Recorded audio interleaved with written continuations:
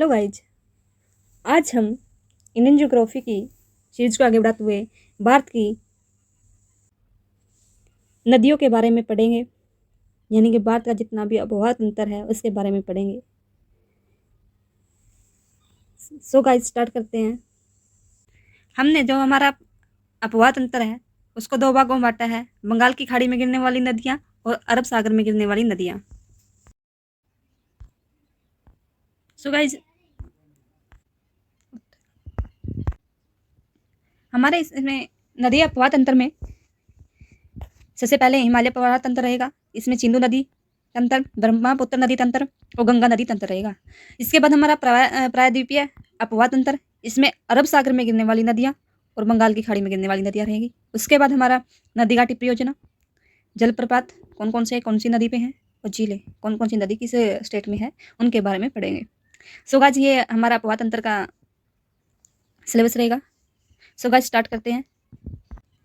हिमालयी आबोहवा तंत्र, इसमें हम पढ़ेंगे सिंधु नदी तंत्र, ब्रह्मपुत्र नदी तंत्र और गंगा नदी तंत्र। सबसे पहले हम पढ़ेंगे सिंधु नदी तंत्र। सिंधु नदी तंत्र में क्या है? ये हमारी सिंधु नदी है जो कहाँ से निकलती है? बोखरचुंग ग्लेशियर से निकलती है। ये सिंधु नदी चली गई। उसके बाद ये है हमारी सतलुज नदी, राजस्थान से निकलती है। ये ब्यास नदी आगे सिंधु नदी में सतलुज में मिल जाती है। आगे रावी नदी चेनाब नदी में मिल जाती है। झेलम नदी भी आके चेनाब में मिल जाती है और आगे जाके ये सिंधु में मिल जाती है। ये हमारा सारा का सारा सिंधु नदी तंत्र है। जैसे कि यहीं से हरी के बांध से निकल के जो इंदिरा गांधी नहर है जो राजस्थान में पानी देती है। अभी है सिंधु नदी तंत्र। सिंधु नदी तंत्र, सिंधु नदी का उद्गम तिब्बत में स्थित कैलाश पर्वत श्रेणी के उत्तर में स्थित बोखरचू हिमनद से हुआ। कहाँ से हुआ? जो तिब्बत में कैलाश पर्वत है उसमें जो बोखरचू हिमनद से, वहाँ से सिंधु नदी का उद्गम हुआ। तिब्बत में सिंधु नदी को सिंगी खवान यानी कि शेर मुख कहते हैं।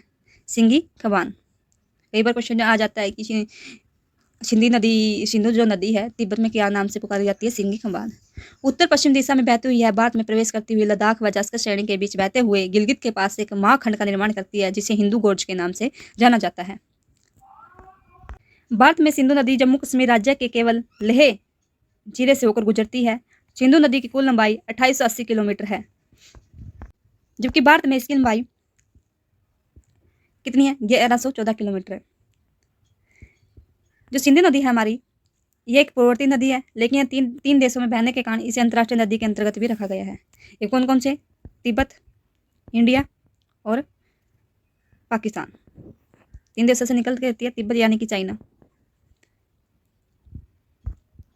आगे गाइस सिंधु नदी की सहायक नदियाँ, इससे काफ़ी क्वेश्चन आते हैं। दाएं ओर से मिलने वाली नदियाँ और बाएं ओर से मिलने वाली नदियाँ।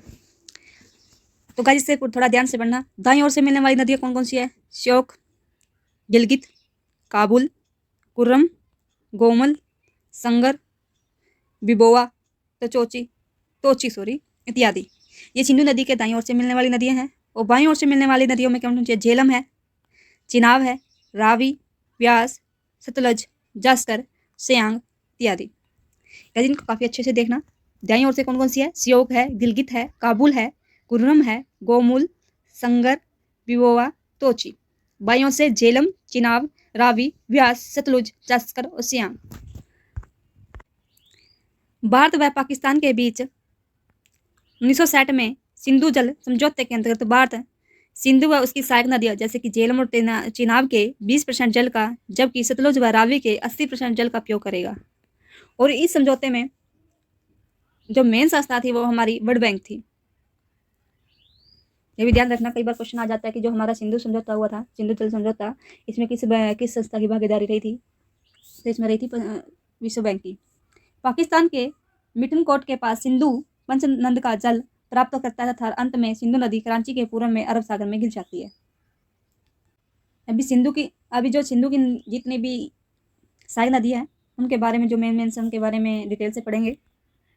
सबसे पहले झेलम नदी। झेलम नदी कश्मीर घाटी के दक्षिण पूर्व भाग में पीर पंजाल श्रेणी के गिर पद से में स्थित बेरीनाग झील से निकलती है। अपने उत्तर पश्चिम में बहते हुए यह नदी श्रीनगर व वुलर झील में बहते हुए पाकिस्तान में प्रवेश कर जाती है। यह उत्तर पश्चिम में से बहते हुए नदी या श्रीनगर व वुलर झील से होते हुए पाकिस्तान में प्रवेश करती है। जम्मू कश्मीर के अनंतनाग में बारामूला तथा मंडाल होने के कारण की वजह से इतनी दूर तक यह नौका में है।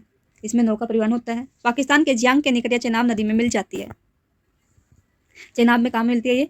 जांग के निकट। पाकिस्तान का जो है जांग उसके निकट ये चेनाब नदी में मिल जाती है। उसके बाद चेनाब नदी। चेनाब नदी सिंधु की सबसे बड़ी सहायक नदी है जो हिमाचल प्रदेश में स्थित बड़ा लाचा दरे से होकर चंद्रा और बागा दो नदी सरिताओं के नाम से मिलने से बनती है। दो नदियां हैं, एक है चंदर और एक बागा। दोनों जब मिल जाती है तो ये चेनाब के नाम से पुकारी जाती है। चेनाब नदी को हिमाचल प्रदेश में चंद्रभागा के नाम से भी जाना जाता है क्योंकि ये दोनों नदियों के मिलने से बना हुआ है। भारत में इसकी लंबाई 1180 किलोमीटर है। आगे है रावी नदी। यह हिमाचल प्रदेश की कुल्लू पहाड़ियों में रोहतांग दर्रे के पश्चिम में से निकलती है तथा पंजाब में बहते हुए पाकिस्तान में चेनाब नदी में मिल जाती है। भारत में इसकी लंबाई 725 किलोमीटर है। आगे है व्यास नदी। व्यास नदी हिमाचल प्रदेश में रोहतांग दर्रे के निकट व्यास कुंड से निकलती है। पंजाब में हरिके बांध नामक स्थान पर सतलुज नदी से मिल जाती है।